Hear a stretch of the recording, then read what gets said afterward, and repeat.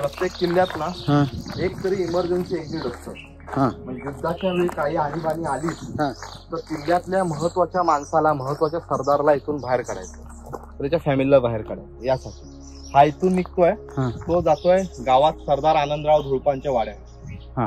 आनंदराव धुळपांचे अजून पण 90 वंशज त्या वाड्यात राहतात, अजून पण ते तिथे वास करतात. आणि वाड्याच्या देवघरामध्ये हा भुयारी मार्ग ओपन होतो.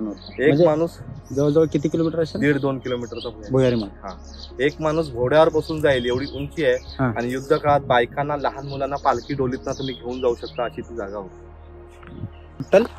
8 विहिरी आहेत. 8 विहिरी आहेत. तुमच्या मनात शंका असेल की सिंधुदुर्ग तर चारही बाजूने पाण्यामध्ये आहे, शिवाय शिवाजी महाराजांनी स्वतः बांधलेला किल्ला आहे. या विजयदुर्गपेक्षा तो तिप्पट मोठा आहे. 48 एकरचा किल्ला आहे, हा 17 एकरचा आहे.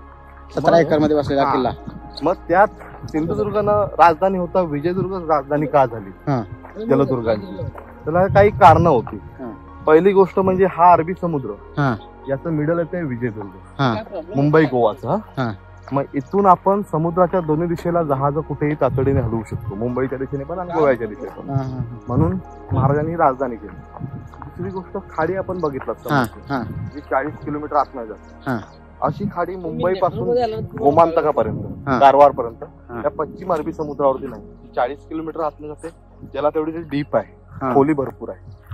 खाडीवरती असणारी डोंगर रचना, हे खाडीवरचे जे डोंगर आहेत, त्या डोंगर रचनेमुळे कितीही मोठा वादळ वारा झाला तरी वारा हा खाडीच्या आतमध्ये येत नाही, वारा कट होतो डोंगरांमुळे. त्यामुळे आपलं नौदल आपण ह्या 40 किलोमीटर मध्ये कुठेही अँकर करून सेफ ठेवू शकतो. हा एक मोठा फायदा आहे. या गडावरती 8 गोड्या पाण्याच्या विहिरी आहेत, म्हणजे पाण्याचा स्रोत चांगला आहे. म्हणजे शत्रू जरी घेरा दिला तरी आपण विहिरी मारून पिण्याच्या पाण्याची सोय करू शकतो. मूळचे खडक चांगले आहेत. म्हणजे तुम्ही आता जेव्हा किल्ला चढलात तर तुम्हाला किल्ल्याच्या पायाला मोठे मोठे दगड दिसले. हे कुठून कोणी बाहेरून आणले नाहीत, हे नॅचरल स्टोन आहे. त्याला त्यांनी आकार दिला, त्याच्यावरती भिंत रचली, म्हणजे पाया मजबूत झाला, दगडांची कमी झाली. आजूबाजूला एक उंच डोंगर नाही जिकडे शत्रू तोफ चढवेल, तोफ गोळ्याचा मारा आपल्या किल्ल्यावर. या सगळ्या भौगोलिक गोष्टी राजधानीसाठी पूरक होत्या. म्हणून शिवाजी महाराजांनी ही जलदुर्गाची राजधानी. मेन तर काय, मूळचे खडक, पाणी आणि आजूबाजूला हायटेड एकही डोंगर नाही, त्यात समुद्रावरचा मिडल आणि समोरची खाडी आणि खाडीची रचना.